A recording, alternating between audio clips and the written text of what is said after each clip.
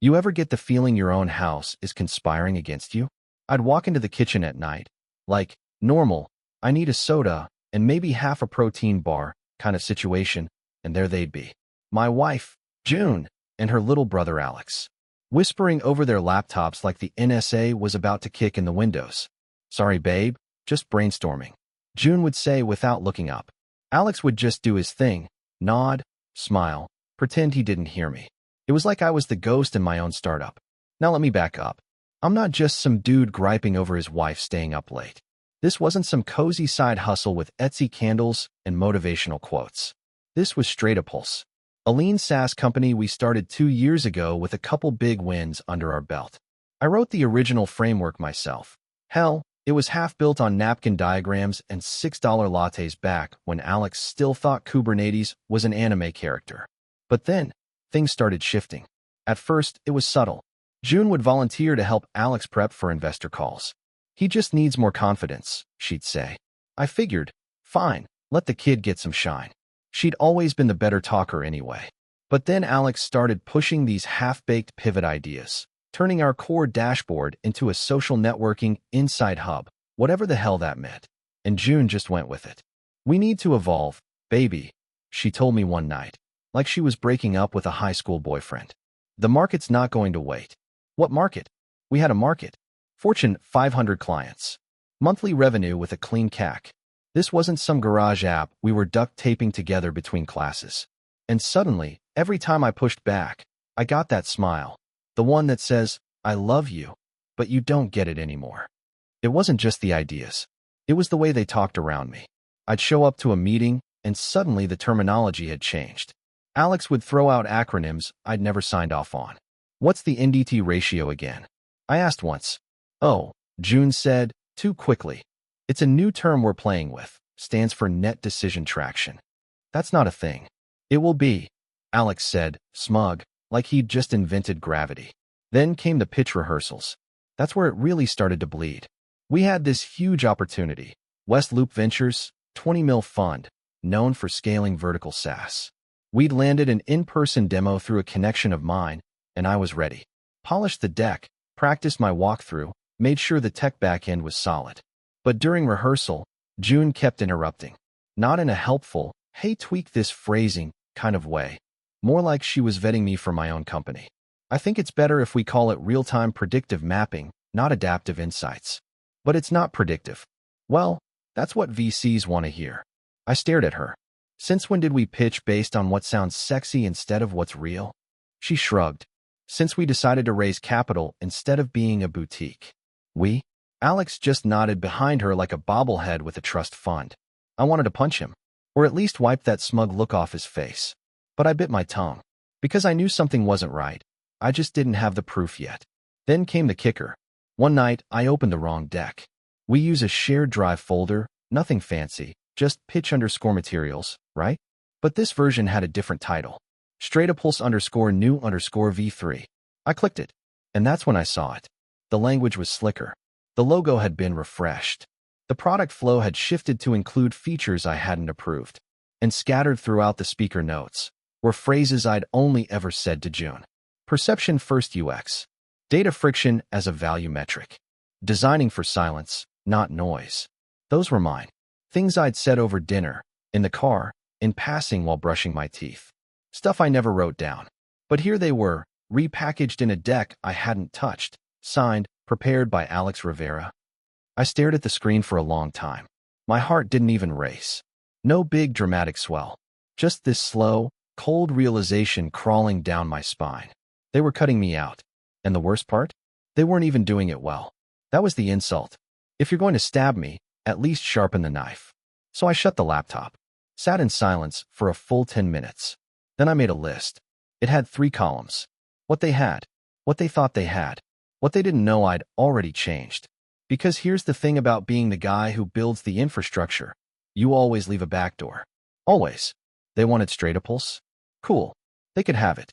Because I was already 3 weeks deep into something better. Cleaner. Faster. And mine alone. And if June wanted to pitch that Frankenstein version with her little brother, well, I'd let her.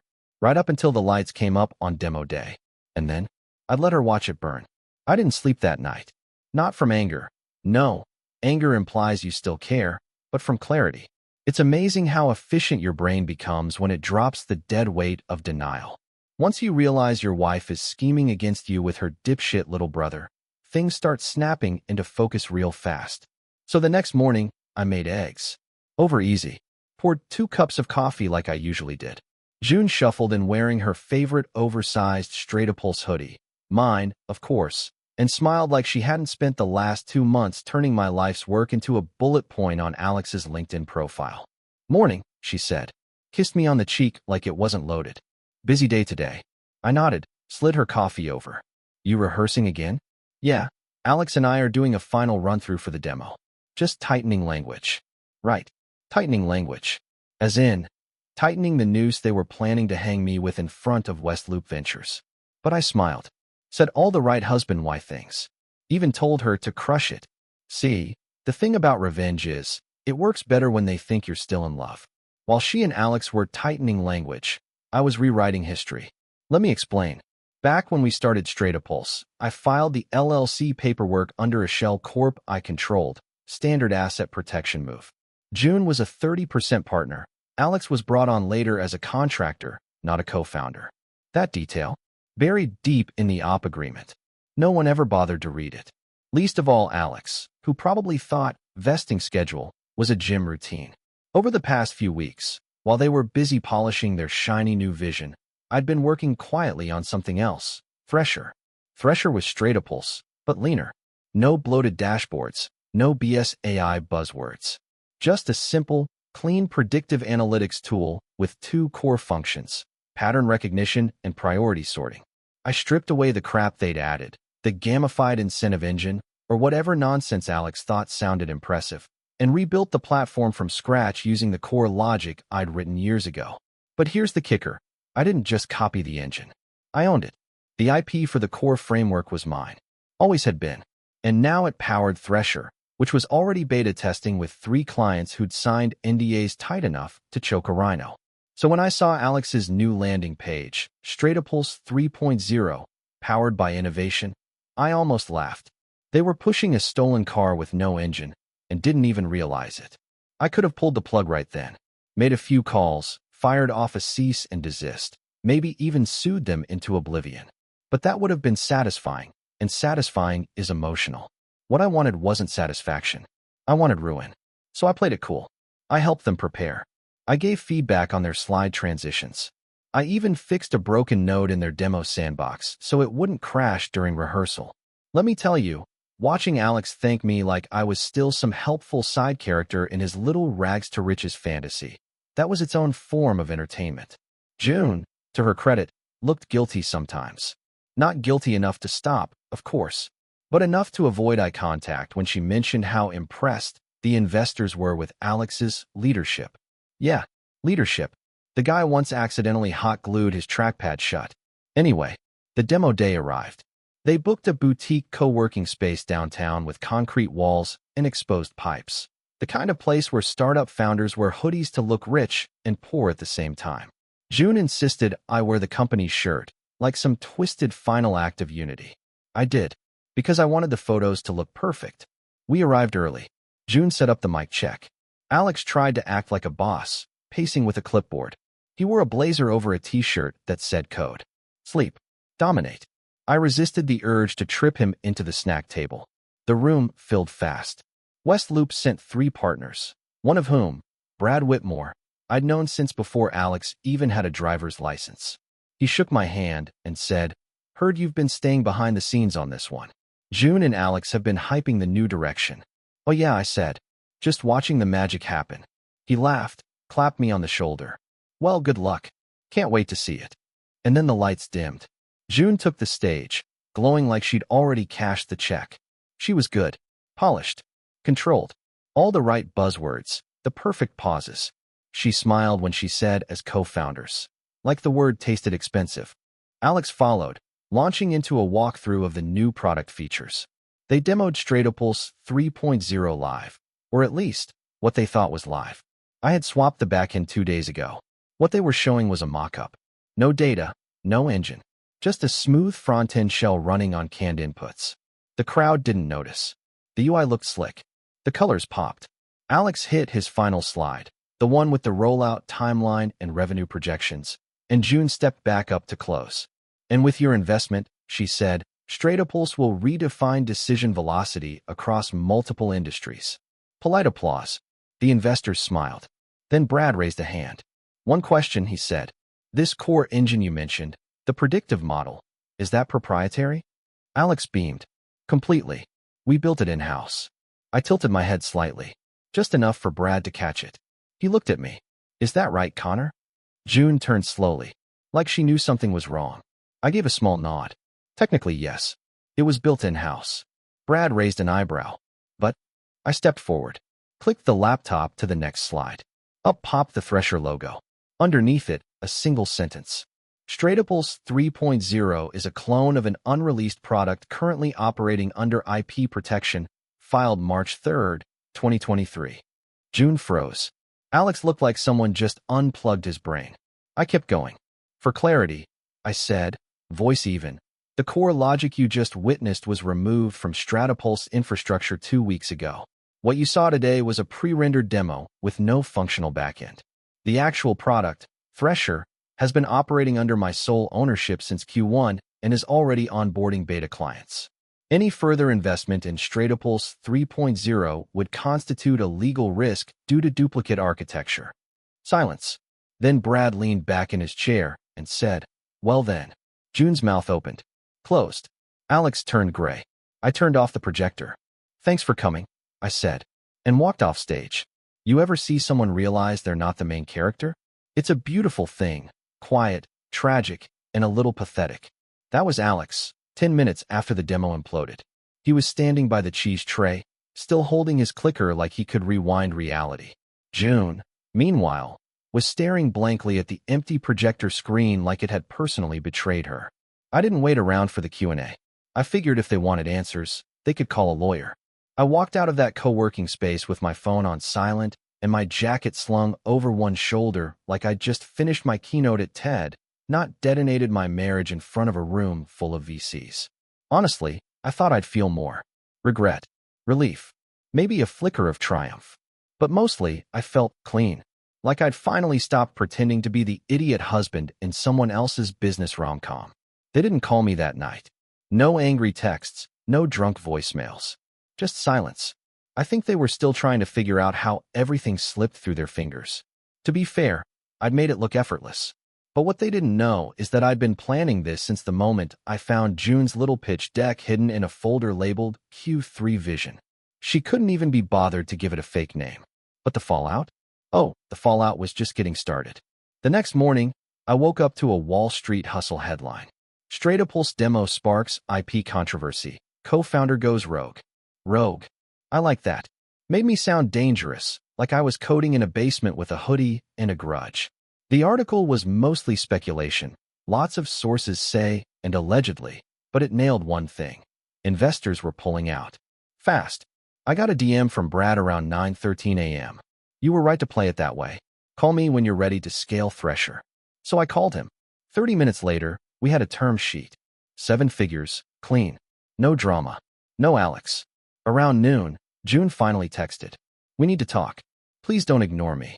I didn't reply. Not because I didn't have anything to say. Believe me, I had volumes. But because silence is louder. Plus, I was busy. That afternoon, I updated the Thresher site with a new landing page. Designed for clarity.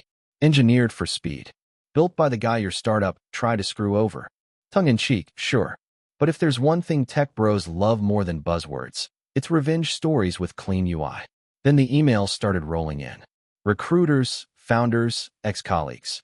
All of them suddenly remembering how brilliant my original Stratopulse engine was. Funny how people who ghosted you during scaling suddenly want to grab coffee when you trend on TechCrunch. But the best email?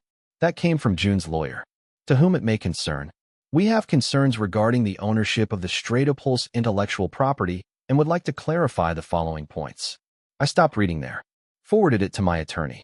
Added one line. Tell them to reread the op agreement. Paragraph 14.2, subsection C. That's the one where June signed off on all proprietary code being tied to my original entity. It's amazing what people will agree to when they're in love and too lazy to hire a decent legal team. By the time I finished lunch, Alex had posted a now-deleted Twitter thread. Startups are messy. Not everyone plays fair. Some lessons are learned the hard way. Boo-hoo. That evening, I got the knock. June. Hoodie. No makeup. Hair in a bun, like she thought dressing down would soften the betrayal. I didn't open the door right away. Just watched her through the peephole for a good 30 seconds. She shifted her weight like a guilty teenager waiting outside the principal's office. When I finally opened it, I didn't say a word. Just leaned on the frame, arms crossed. Connor, she started. Can we talk? You got 10 minutes. She stepped inside like she still lived there. Her eyes did a quick scan. Couch, kitchen, the framed picture of us from South by Southwest 2019 still sitting on the shelf. She hesitated like maybe she thought I'd smashed it. I didn't. That would have been emotional. This was business. She sighed. I didn't think it would go like that. You didn't think I'd fight back, you mean? Her mouth twitched. Not quite a smile. Not quite an apology. Just a reflex. Like she was still figuring out which mask to wear. I thought you'd walk away, she said finally. Start something new? Not destroy us. I actually laughed. Us? You mean me, and you, and your little co-pilot? Don't call him that. What would you prefer? Collaborator? Accomplice? The guy who thought he invented predictive mapping by changing the font on my code. She didn't respond. Look, June, I said, voice flat. You and Alex made a bet. You thought I was checked out. Passive. Maybe even weak. And hey, for a while I was. I let you cut me out of my own company, in my own house, thinking I wouldn't notice. But you forgot one thing. She blinked. What? I built the damn thing. You were always the face. I was the guts. You can't just replace the engine and expect the car to run. She looked down at her shoes. Black Converse, scuffed at the toe. I didn't mean to hurt you. Sure you did. You just didn't think I'd notice. Silence stretched. Finally, she looked up. So what now? Now? I move on. You figure out how to explain to investors why your product is legally radioactive. Maybe go back to brand consulting. Or maybe Alex can teach you how to use Notion properly. She swallowed. I saw her eyes flick toward the hallway. Our hallway. Bedroom at the end. She was probably remembering late nights and early mornings, the good years, the dumb jokes. I didn't feel much. Just a mild irritation that she was still trying to play the nostalgia card. I loved you, you know, she said softly. I believe you, I said. That's what makes this so impressive. She furrowed her brow. What does that mean? It means, I said, you managed to ruin everything despite loving me. That takes real talent. I walked to the door. Opened it. Held it for her. She didn't move. Please, Connor. Don't let this be the end of everything. I looked her dead in the eye. June, this was the end of everything. You just didn't get the memo until it went viral. She stepped out slowly. I shut the door behind her. No dramatic music. No final sob. Just the click of the deadbolt sliding home. I stood there for a moment, staring at the wood grain. Then I smiled. Because tomorrow, Thresher went live. You can learn a lot about people by what they do when their plans die. Some cry, some scheme, some pretend nothing happened and try to claw their way back into relevance. June, bless her, tried all three, sometimes in the same voicemail. The first week after the demo debacle, she left 6 messages. Mostly the "we need to talk" variety, delivered in that gentle, vaguely condescending voice she used on interns and waitstaff. Then came the texts. Please let's not throw everything away. You're not being fair to me. You made your point. Can we come back from this? She even tried a selfie once. Natural light, no filter, just her in a tank top sipping coffee like we were still on our 3rd date, and she wasn't 6 months deep in a hostile takeover with her little brother as the getaway driver. I didn't respond. Because I wasn't finished. See, the demo was only part 1 of the takedown. A very public, very effective part, sure. But I'd built Thresher not just to prove a point. I built it to win. And if you want to win in SaaS, really win, you don't just take out your competition. You make sure no one remembers they were ever first. So I got to work. With the funding from Brad and Westloop locked in, I built a launch campaign that made Stratapulse look like yesterday's glitchy Chrome extension. Clean design, minimal language, crisp walkthroughs that actually made sense. And at the center of it all, a founding story that was just vague enough to go viral. Built by someone who knows what it's like to be pushed aside in his own company. That line alone got quoted in 5 different startup blogs. The revenge subplot helped. Turns out people love an underdog, as long as he's good at throwing elbows and knows how to center text on a CTA button. Within 2 weeks, Thresher was on Product Hawk, #1 by noon. By the next day, 3 enterprise leads had reached out asking for demos. By the weekend, we were in talks with a logistics firm that wanted to beta test on a statewide scale. And what was Stratopulse doing during all this? Flailing. Their LinkedIn went quiet. The landing page went down. The Twitter account, X account, posted a restructuring update that read like a bad breakup letter. We're taking some time to reflect and recalibrate our product vision. Thank you for your patience. Translation: the grown-up left, the code's busted, and we're hemorrhaging clients. But it wasn't until I got the email from one of their former engineers that I realized just how deep the rot had gone. Hey Connor, I used to work with you briefly during the Stratopulse MVP phase. I left a few months ago when things got weird with June and Alex. Just wanted you to know, we all knew what they were doing.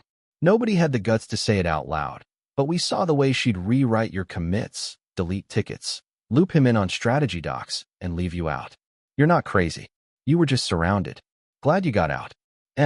That one hit harder than I expected. Not because I needed validation. I already had VC money and an exploding user base for that, but because it confirmed the one thing I'd been trying not to admit. They've been planning this for a long time. June didn't just cheat. She built a slow coup. And I'd made it easy by being the kind of guy who believes in giving people space. Trusting until there's a reason not to. It's a good trait when you're building a team. It's a terrible one when you're sleeping next to someone with a knife. The next hit came from Alex. Sort of. I was at a Thresher client onboarding, demoing how the engine filtered irrelevant data spikes using contextual weighting. Sexy, I know, when my phone buzzed. Blocked number. Voicemail left. I didn't recognize the voice at first.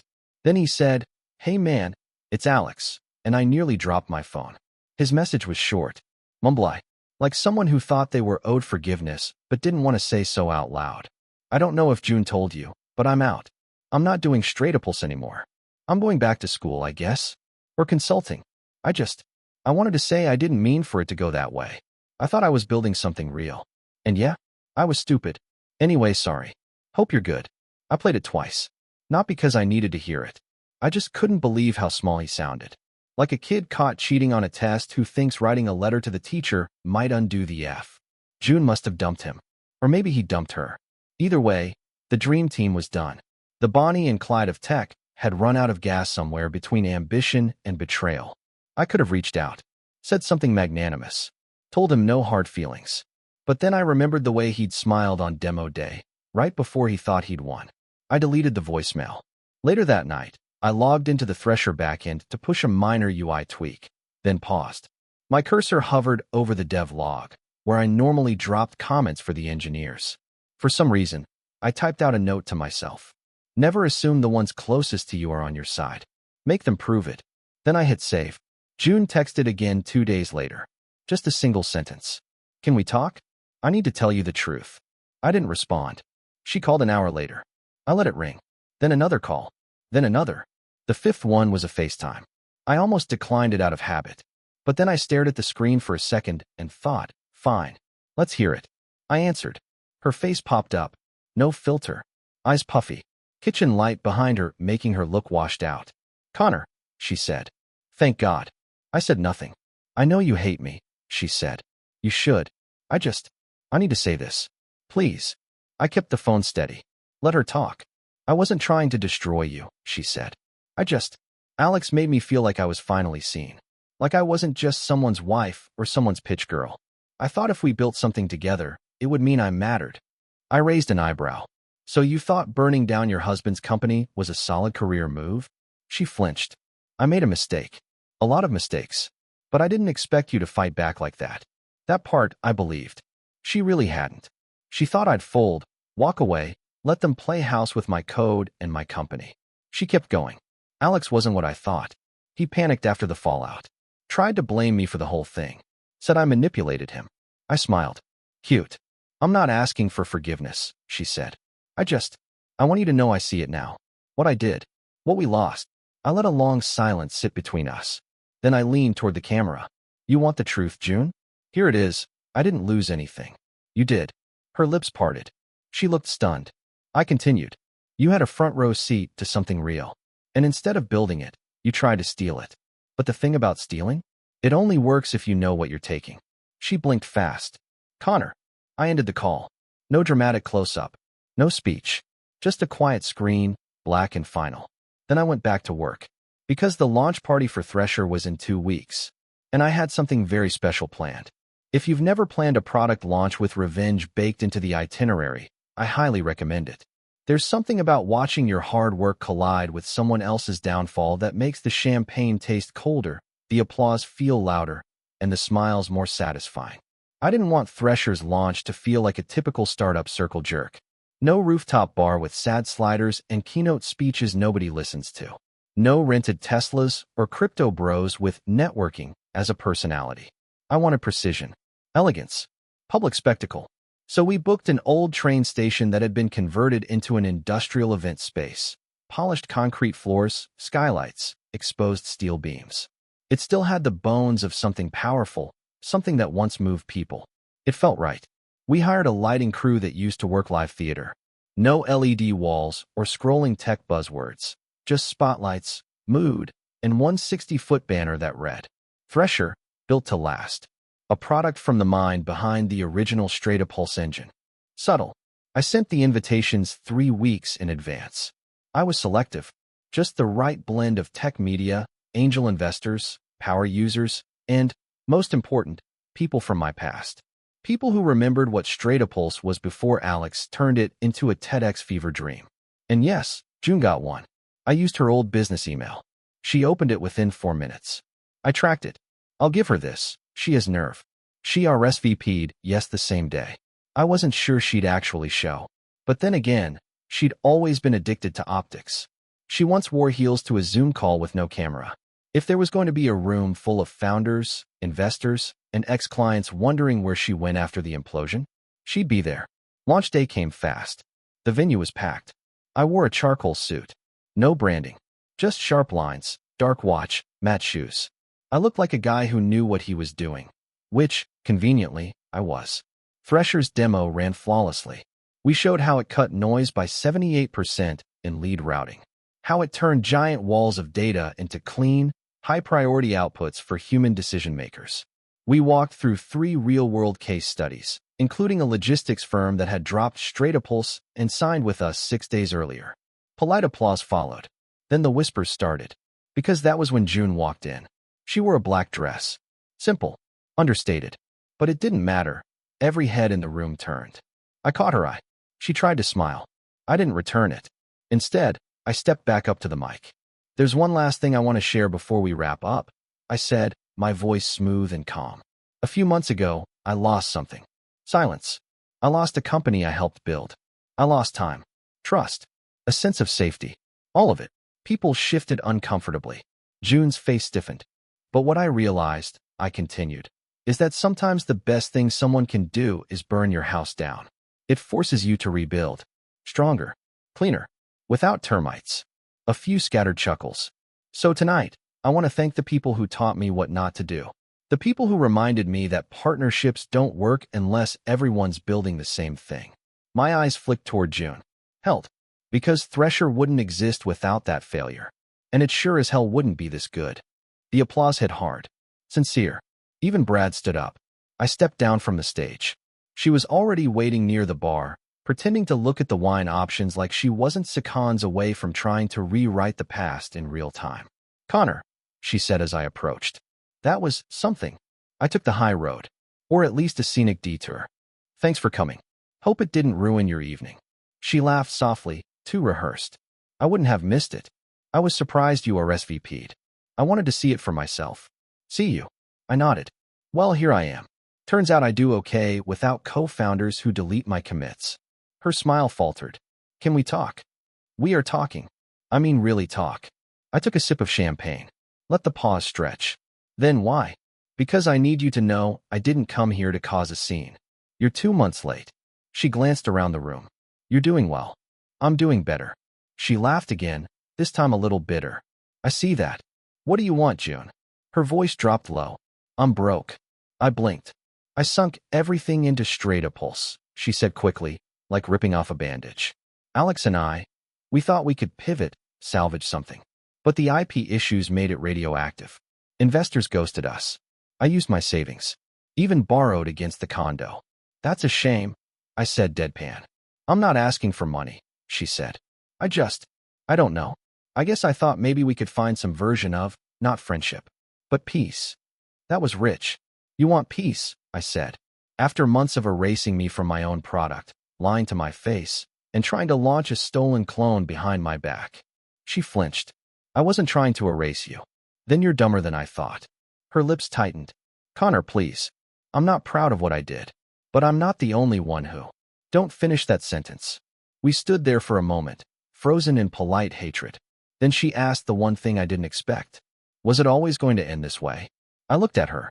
Not the version I remembered. The charming pitch partner, the late-night coder, the woman I once pictured raising kids with. But the stranger in front of me. Burned out. Alone. Clinging to the idea that maybe, somehow, this was salvageable. I gave her the truth. No. But once it started? Yeah. There was no other ending. She nodded slowly. Then turned to leave. I watched her walk out of the venue. Heels clicking, shoulders squared like it hadn't been a loss. But I saw it in her back. The slump that comes when you realize the show's over and you're not the one who got the standing ovation. That night, the press coverage blew up. TechBurst called Thresher a surgical revenge story disguised as software. Fast Feed ran a side-by-side comparison of our UI and Stratapulse, titled, Who Really Built It Better? The comments weren't kind to June. Or Alex. I didn't weigh in. Didn't post a victory lap. Didn't like the tweets. I just poured a glass of whiskey, kicked off my shoes, and watched the sun come up. They say revenge is a dish best served cold. But I'll tell you a secret. It's even better when it's served in public, with branding. The thing about winning, really winning, is that eventually, the crowd stops clapping. The spotlight dims. The articles fade from trending. People move on to the next shiny implosion, the next scandal, the next hero turned villain. And when the dust settles, you're left standing there, drink in hand, wondering if you just peaked, or if you're finally free. 3 weeks after Thresher's launch, the buzz slowed. The product was doing great, better than projected even. Our user base doubled in 14 days. Westloop signed a second round early, and we had 2 acquisition offers in our inbox before I even finished updating the roadmap. I should have been elated. But something kept clawing at me. Not guilt, never that. Let's not kid ourselves. You don't carpet bomb your ex-wife's career and then light a candle for closure. No, what clawed at me was unfinished business. Because the last piece hadn't fallen yet. The one I hadn't told anyone about. The one June didn't even know existed. See, way back, months before the demo day collapse, before the whispering pitch rehearsals and shady pitch decks, there was a file. An innocuous-looking doc on our shared drive. Client_onboarding_v2. It was blank when I opened it. But the metadata? Oh, that was pure gold. Turns out June and Alex had created it on a Sunday. A very specific Sunday. The same weekend she told me she was recharging at a spa retreat outside San Antonio. I remember because she came home smelling like hotel soap and gave me a towel folded into a swan. What I didn't know at the time was that Alex had booked the room. The metadata said so. Email trail confirmed it. That same day, they uploaded the doc from a hotel Wi-Fi connection under the name futurefounders.ai. And that name? That was where things got interesting. Because I'd registered it 6 hours earlier. Yeah, I bought it. The domain, the Twitter handle, the LLC. I didn't know exactly what they were scheming yet, but I knew it wasn't innocent. So I planted a flag. Just in case. Fast forward to now. Thresher was on fire. Stratapulse was dead. But futurefounders.ai, that ghost still needed to be exorcised. So I made a call. There's this podcast, Vision Burn, very popular in the startup world. Think long-form interviews with tech visionaries, but with more snark. Hosted by a guy named Jordy, who wore black hoodies and asked questions that made people cry on air. I emailed him a pitch. Ever wondered what it feels like to have your company hijacked by your spouse and her brother, only to outmaneuver them live on stage and build a better version from scratch? He replied in 8 minutes. You got me. When can you record? 2 days later, I was in the studio. I told the story. All of it. Left out some details for legal safety. No names, no direct accusations. but it wasn't hard for listeners to connect the dots. I walked through the betrayal, the code theft, the rebrand, the revenge. Jordy leaned in. And what happened to the two of them? I smiled. He went dark. Last I heard, he's consulting for a friend's NFT fitness app. And her? I let a pause hang. Let the silence build. She tried to start a new project, I said. Registered a name, wrote a vision deck, pitched it to a few ex-investors. Let me guess. Didn't go well. Oh, it might have, I said. If someone hadn't bought the company name, trademarked the logo, and preemptively filed a takedown with the hosting provider. He blinked. Wait, are you saying you squatted her next startup? I leaned into the mic, not squatted. Protected the market from more recycled nonsense. Jordy burst out laughing. You're cold, man. I just shrugged. I'm efficient. The episode dropped 2 days later. Blew up. Everyone reposted the quote. You don't burn bridges when they're built on your land. You just reroute the traffic. A week later, June emailed me. The subject line, what's left to destroy? I didn't answer. I didn't need to. Because by then, she'd already been dropped by 2 potential investors.